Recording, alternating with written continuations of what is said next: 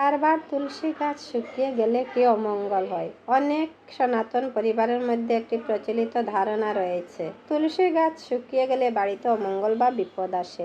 তাই তুলসী গাছ শুকিয়ে গেলে অনেকে ভয় পেয়ে যান এবং মনে করেন এটি কোনো অশুভ সংকেত। কিন্তু প্রশ্ন হলো, শাস্ত্রে কি সত্যি এমন কথা বলা হয়েছে? উত্তর হলো না। প্রধান বৈদিক শাস্ত্র যেমন শ্রীমদ্ ভগবদ গীতা, শ্রীমদ্ ভাগবত, স্কন্দ পুরাণ, পদ্ম পুরাণ বা হরিভক্তি বিলাসে কোথাও বলা নেই যে তুলসী গাছ শুকিয়ে গেলে নিশ্চিত অমঙ্গল হবে। তুলসী কেন এত পবিত্র? শাস্ত্রে তুলসী দেবীকে ভগবান বিষ্ণু ও শ্রীকৃষ্ণের অতি প্রিয় বলা হয়েছে। পদ্মপুরাণে বলা হয়েছে, তুলসী দল মাত্রেন জলস্য চুলুকেন বা বিক্রিণীতে সমাত্মন ভক্তৈব ভক্ত বৎসল।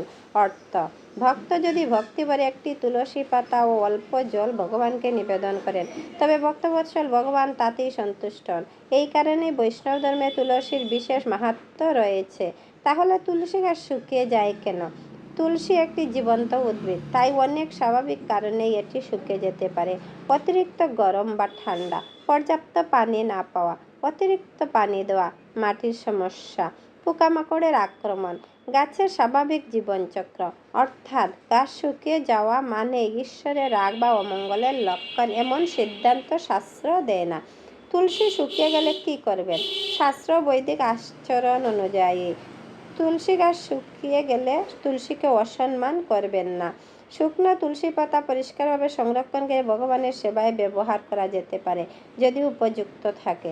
শুকিয়ে যাওয়া গাছটি কোনো পরিষ্কার বা পবিত্র স্থানে বা অন্য গাছের নিচে শ্রদ্ধার সঙ্গে সমাধিস্থ করুন। নতুন তুলসী চারা রোপণ করুন এবং আগের মতোই সেবা চালিয়ে যান। যে ভুল ধারণাগুলো বিশ্বাস করবেন না।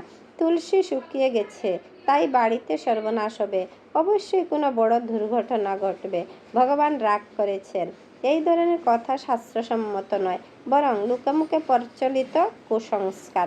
ভগবান শ্রীকৃষ্ণ বলেছেন, পত্রম পুষ্পম ফলম তুয়ম য মে ভক্তা প্রযচ্ছতে তথা ভক্ত পরিতম অস্নামি প্রযতাত্মান। শ্রীমদ্ ভগবদ গীতা নবম অধ্যায় 26 নং শ্লোক। অর্থাৎ, যে ভক্ত ভক্তিভরে একটি পাতা, ফুল, ফল বা জল আমাকে নিবেদন করে, আমি তা আনন্দের সঙ্গে গ্রহণ করি। এখানে মূল বিষয় ভক্তি, গাছের অবস্থা নয়। তুলসী দেবী আমাদের কাছে পূজনীয়া, তাই তার যত্ন নেওয়া, নিয়মিত সেবা করা এবং শ্রদ্ধা করা আমাদের কর্তব্য। কিন্তু তুলসী গাছ শুকিয়ে গেলে অযথা ভয় পাওয়ার কোনো শাস্ত্রীয় ভিত্তি নেই, বরং নতুন তুলসী রোপণ করে ভক্তিভরে সেবা চালিয়ে যেতে হবে। সেবা চালিয়ে যাওয়াই একজন ভক্তের সঠিক আচরণ। হরে কৃষ্ণ। ভালো লাগলে লাইক, কমেন্ট ও ফলো দিয়ে পাশে থাকবেন। পরবর্তী ভিডিও আসার আগ পর্যন্ত সবাই ভালো থাকুন, সুস্থ থাকুন।